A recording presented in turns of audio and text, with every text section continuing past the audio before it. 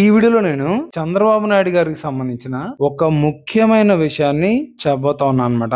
అదేంటంటే ఇటీవల చంద్రబాబు నాయుడు గారు దగ్గుబాటి వెంకటేశ్వరరావు గారు రాసిన ఒక బుక్ రిలీజ్ కార్యక్రమానికి వెళ్లారనమాట. వెళ్లి దగ్గుబాటి వెంకటేశ్వరరావు గారికి అలాగే చంద్రబాబు నాయుడు గారికి ఉన్న అనుబంధం గురించి, వాళ్ళిద్దరూ ఎన్టీ రామారావు గారు ఉన్నప్పటి నుంచి ఎలా పనిచేశారు, పార్టీ కోసం వాళ్ళు ఎలా ఉండేవాళ్ళు, అన్ని విషయాలు గుర్తు చేసుకుని అలాగే దగ్గుబాటి వెంకటేశ్వరరావు గారిని ఇలాంటి బుక్స్ రాస్తున్నందుకు చాలా పొగిడారనమాట చంద్రబాబు నాయుడు గారు. అయితే ఒకప్పుడు చంద్రబాబు నాయుడు గారికి దగ్గుబాటి వెంకటేశ్వర గారికి అస్సలు పడేది కాదు. వాళ్ళు ఎన్టీఆర్ గారు చనిపోయిన తర్వాత చంద్రబాబు నాయుడు గారు పార్టీని ఆయన చేతుల్లోకి తీసుకున్నాక దగ్గుబాటి వెంకటేశ్వర గారికి హోంమంత్రి పదవి ఇస్తానని, అలా ఇంకా వేరే పదవులు ఇస్తానని, పార్టీలో ఆయనకి సముచిత స్థానాన్ని కల్పిస్తానని చెప్పి చంద్రబాబు నాయుడు గారు అవేమీ చేయకుండా పైగా ఆయన్ని పార్టీకి దూరం చేసి పార్టీలో ఎటువంటి స్థానం కల్పించకుండా ఆయన్ని చాలా మోసం చేశారన్నమాట. ఇది గమనించిన దగ్గుబాటి వెంకటేశ్వరరావు గారు గత 30 ఏళ్లుగా చంద్రబాబు నాయుడు గారిని ఎన్నో రకాలైన ఆరోపణలు చేశారు. అలాగే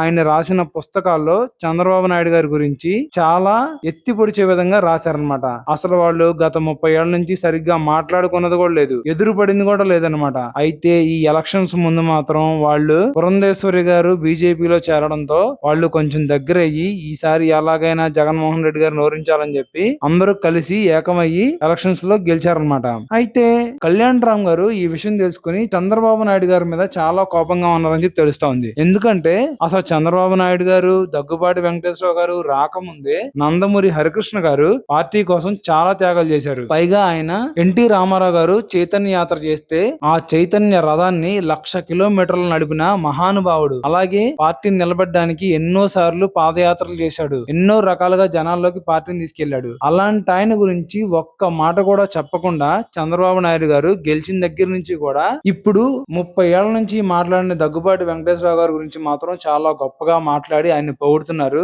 మరి మా నాన్నగారు ఏం పాపం చేశారని మా నాన్నగారిని దూరం పెట్టారు? కనీసం గెలిచిన తర్వాత కూడా మా నాన్న గురించి ఒక్క మాట కూడా మాట్లాడలేదు. చంద్రబాబు నాయుడు గారే గాని, మా బాబాయ్ బాలకృష్ణ గారే గాని మా నాన్నగారు ఊసెత్తిందే లేదు. మొన్నటికి మొన్న వాళ్ళు ఫ్యామిలీ ఫంక్షన్ కూడా చేసుకున్నారు. అంత పెద్ద ఫంక్షన్ చేసుకున్న వాళ్ళు మా నాన్నగారి గురించి కూడా ఒక మాటలు మాట్లాడితే బాగుండేదని చెప్పి కళ్యాణ్ రామ్ గారు చాలా బాధపడ్డారంట. చంద్రబాబు నాయుడు గారు చేసిన ఈ పనికి ఆయన చాలా కోపంగా ఉన్నారని తెలుస్తోంది. నిజమే, చంద్రబాబు నాయుడు గారి గురించి అసలు అనుకోవాలి. ఆయన హరికృష్ణ గారు చనిపోయినప్పుడు ఏకంగా ఆయన శవాన్ని మోసారు కూడా. అలాంటి ఆయన మరి గెలిచి ఇంత సక్సెస్ వచ్చిన తర్వాత ఈ పార్టీ కోసం ఎంతో చేసిన హరికృష్ణ గారిని మేము ఎప్పటికీ మర్చిపోమని చెప్పి ఒక్క మాట కూడా మాట్లాడదనమాట. అలాంటిది చంద్రబాబు నాయుడు గారి బుద్ధి. ఆయన అంతే వాడుకొని వదిలేసే రకం అనమాట. ఇప్పుడు కూడా దగ్గుబాటి వెంకటేశ్వర గారిని ఎందుకు దగ్గర తీస్తున్నారు? ఇప్పుడు బీజేపీతో ఖచ్చితంగా కలిసి ఉండాలి. బీజేపీ నుంచి ఎటువంటి వ్యతిరేకత రాకూడదు. ఒకవేళ వస్తే వాళ్ళు బయటకు వచ్చేయాల్సి వచ్చింది. అప్పుడు పార్టీ మళ్ళీ చాలా ఇబ్బందుల్లో పడింది. కాబట్టి ఆయన అవసరం కోసం మాత్రమే దగ్గుబాటి వెంకటేశ్వర గారిని దగ్గర తీశారనమాట. అంతేగాని చంద్రబాబు నాయుడు గారు మాత్రం ఏదో గొప్పలు అనుకోవడం మాత్రం